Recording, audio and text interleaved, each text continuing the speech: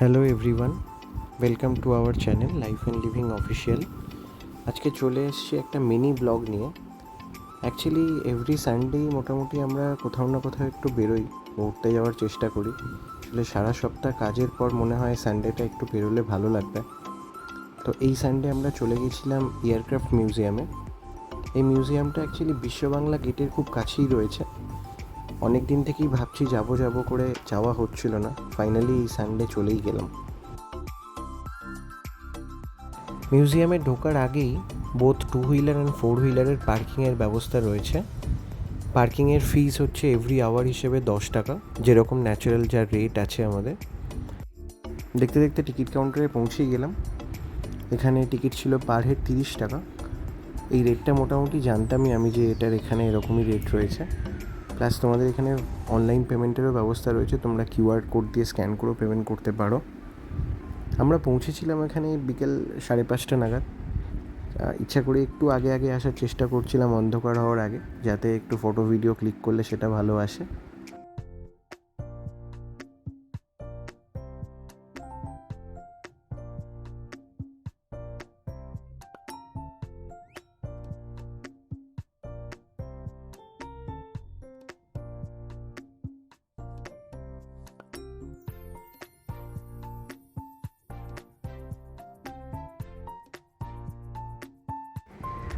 এবার তোমাদের এই মিউজিয়ামটার ব্যাপারে কিছু বলি।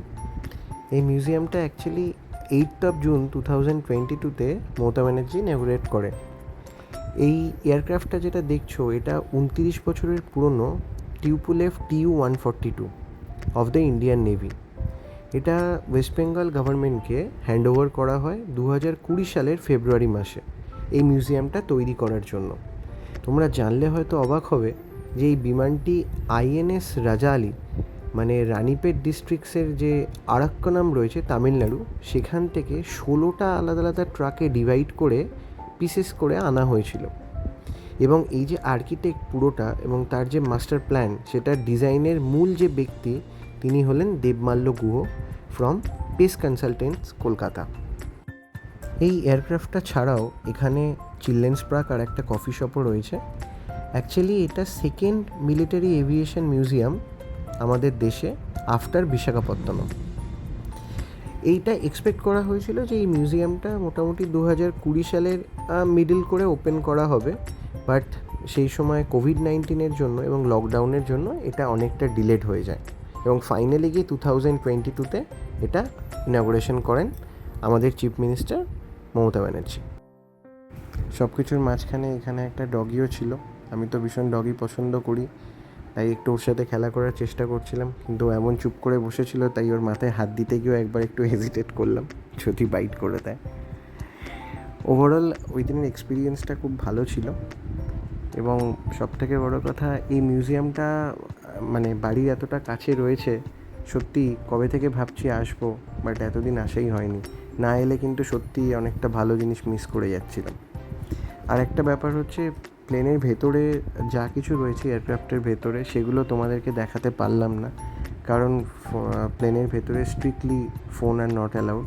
মানে phone allowed actually, but photo বা ভিডিও শ্যুট করা স্ট্রিক্টলি নট অ্যালাউড। মিউজিয়ামটার পাশে একটা ফাউন্টেনও ছিল, যেটা সন্ধেবেলা সমস্ত আলো অন হওয়ার পর খুব সুন্দর দেখতে লাগছিল। তোমরা দেখতে পাচ্ছ ভিডিওটায়, বিকেলবেলার থেকে আমার তো মনে হলো সন্ধে হওয়ার পর এই জায়গাটা আরও সুন্দর দেখতে লাগছিল যখন সমস্ত আলোগুলো অন হয়ে গেছিলো।